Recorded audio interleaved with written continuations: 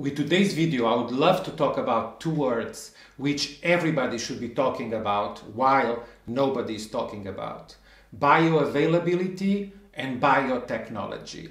These are two words which I'll try to explain, and two words which can really make the difference between exciting skincare and just common skincare. While you don't get familiar with these two words, you will not really understand the difference between boring and exciting skincare. So let's go into it.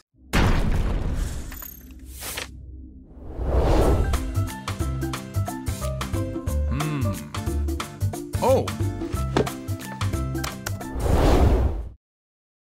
Hi skincare people, my name is Custodio. I worked for 30 years in the cosmetic industry. The last 12 years I've worked in product development and create theagetraveller with this idea to shake up things, see if they stand, and talk about skincare with an idea of skin that asks, what is that skin wanted, just before marketing got in the way. So why are these two words so important? Because understanding what they mean can lead you to so much more interesting choices about skincare and finding so better results in the end. That's why we use skincare. We want to see visible results. First word, bioavailability. What does it mean? It means that just because an ingredient is there, just because you see it in the formula, in the ingredient list, it doesn't mean it goes where it should go. It can be there, but be unable to be metabolized, absorbed by skin. This is the bigger adventure for formulators. It's to go back to the idea of skin biology, which always says that skin is a defensive organ, skin is a protective barrier, and skin is much more likely to say no than to say yes, because it's defensive. It's suspicious, it doesn't like things it cannot understand. And when we think about all the ingredients which do not naturally belong in skin, especially if you think the more so-called natural ingredients, plant extracts, they are not necessarily what the skin reads as the safest, just because they are so other world. They are so alien to the skin metabolism. So why do I say this is the biggest adventure? Because this is pleasure in formulation and in conceptual development, because there are so many avenues that you can take in order to make that ingredient. It can be a vitamin, it can be an antioxidant, it can be a plant extract, it can be a peptide. All these ingredients, and knowing that some are water soluble, oil soluble, different avenues can make them more bioavailable. So when you hear bioavailability, always think that the ingredient travels where it should go to touch exactly the receptor, the cell, the part of the skin where you should go. So these avenues can go from very simple to extremely complex strategies. And why do I think this is so relevant? Because we live a time in skincare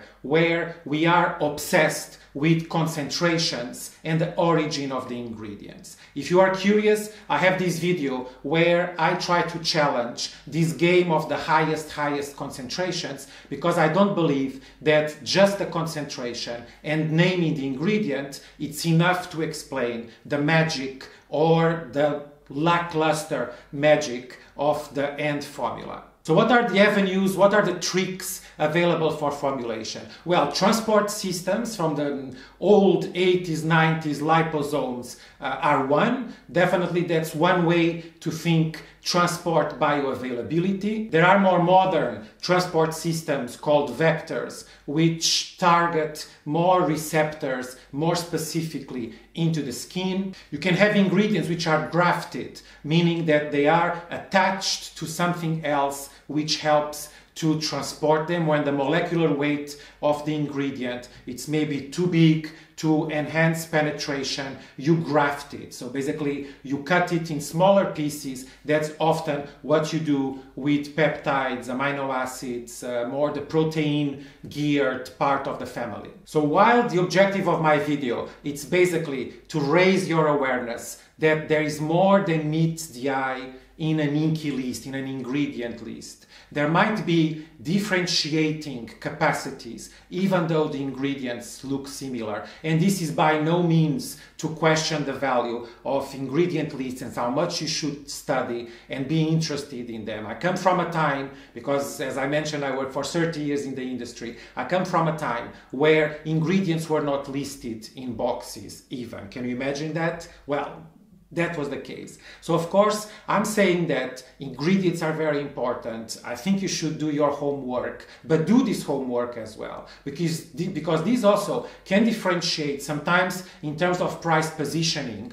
when unfortunately a lot of content creators are just comparing apples to apples. Some apples might be those bioavailability games, which are the dream of the formulator. And this brings us to the one main avenue, which I strongly believe to gain that bioavailability, which is biotechnology. And biotechnology, it's a word which I think has an unfortunate name, because when we think technology, we always think machinery, engineering, we think something which is less natural, and we think something which is more forced.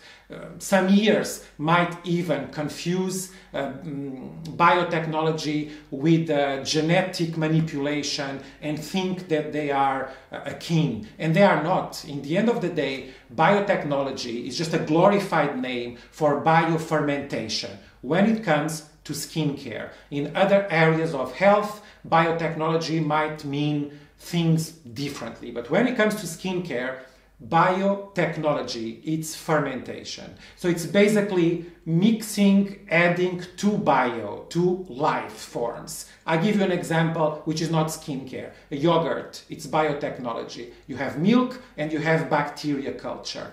Kombucha, you have mushroom and you have a tea. So these fermented elements are exactly what biotechnology in skincare it's all about. So it's adding one natural to another natural and allow them to become something superior, something more pure and more, surprise, surprise, bioavailable. So biotechnology in skincare, it's using mostly bacteria cultures, yeasts, so fungi in general, can be mushrooms, can be yeasts and enzymes, and making in a way a pre-digestion of the ingredients.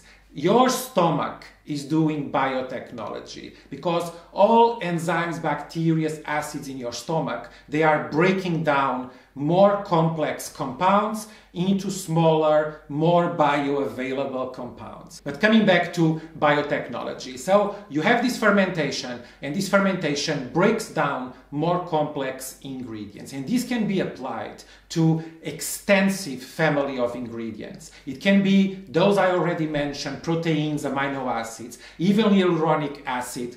Big question mark. Do you know if the hyaluronic acid in your product has gone through biotechnology to make it more bioavailable, to make it possible to have exactly different molecular weights? Sometimes you hear different molecular weight and hyaluronic acid, higher molecular weight, lower molecular weight. How do you reach that? Most of the times we talk about biotechnology. So often all you know is if you have 1%, 2%, and that's it. And that's what the industry is telling you, and that's what you, in terms of curiosity, are interested in. So I really suggest, and that's bottom line, the last message of the video, that you do your own research, that you gain that curiosity to gravitate towards brands which are built around biotechnology. Because this is exactly where you have a surplus of efficiency and activity. Even if the ingredient can be compared apples to apples, the way your skin will metabolize this ingredient, it's not exactly the same. And this is a personal passion. I'm very keen on these biotechnological horizons, because this is very Swiss skincare. This is very much all this cellular connotation of the Swiss skincare. I also made this video where I mention a little bit the values and the credos for Swiss skincare, and I intentionally didn't go deep into biotechnology because I wanted to do a video only mentioning that and basically to lay these two cards on the table, not to take only my word, but to do a little bit your research. Bioavailability, biotechnology, two words for you to dig into. And just one more line to say, why am I excited about these? Well, I've always been excited about these because I believe this is the way to go for exciting skincare. But my beloved essential serum from Age Intelligence, a product which I have worked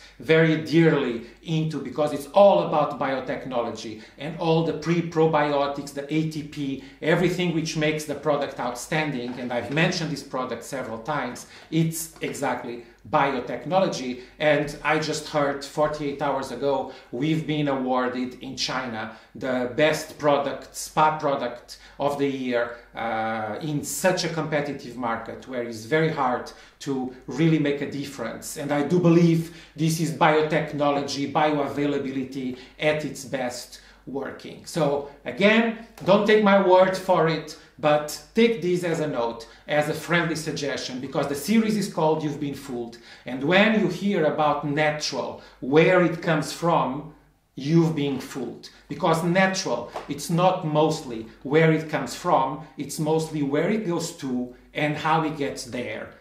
Is it appropriate for skin? Can skin understand it? Can skin metabolize it? Is skin happy with it? In my book, that's nature. My nature of my own skin, and this is a passion. So if these things are interesting for you, please stay connected with theagetraveller. We'll be on and on touching different angles, always with the same idea. The more we know about skin, the more we learn about skincare. Always say no to boring skincare. Ciao, take care.